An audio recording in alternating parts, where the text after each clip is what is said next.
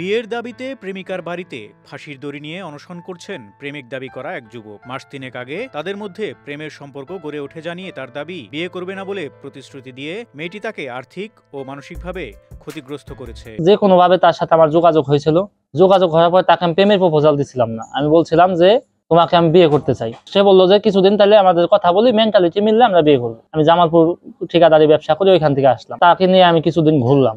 যাই হোক, আমাদের ভিতরে মোটামুটি একটা ভালো আন্ডারস্ট্যান্ডিং হয়ে গেল। আন্ডারস্ট্যান্ডিং হওয়ার পরে আমি আমার বাসায়, আমার কাকার বাসায় তাকে নিয়ে গেলাম।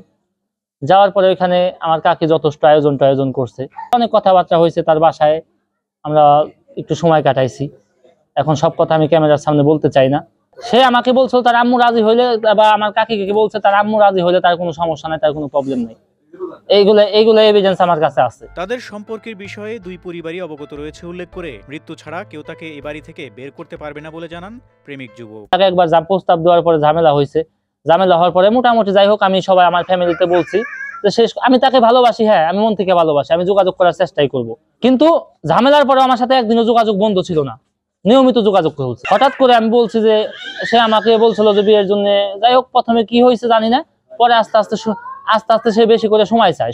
পরে যাই হোক, আমি বুঝতে পারলাম যে হয়তো তার সাথে অন্য কোথাও সে আরো ঝামেলা হচ্ছে। কিন্তু আমি তাকে এতটা ভালোবাসি যে তাকে আমি যত প্রকার পাগলামি করা লাগে আমি করতে চাই তাকে পাওয়ার জন্য। আমি তাকে কোনোভাবে হারাতে চাই না। তাকে বিয়ে করতে না পারলে আমি নিজেকে ক্ষমা করতে পারবো না। এখন আমি তাকে বিয়ে না করলে মৃত্যুবরণ করবো, ডাইরেক্ট আমার লাশ বের হবে এখান থেকে। এই প্রেমিকার প্রতি নিজের ভালোবাসার গভীরতা প্রকাশ করে যেভাবেই হোক এই মেয়েকেই বিয়ে করতে চান বলে জানান তিনি।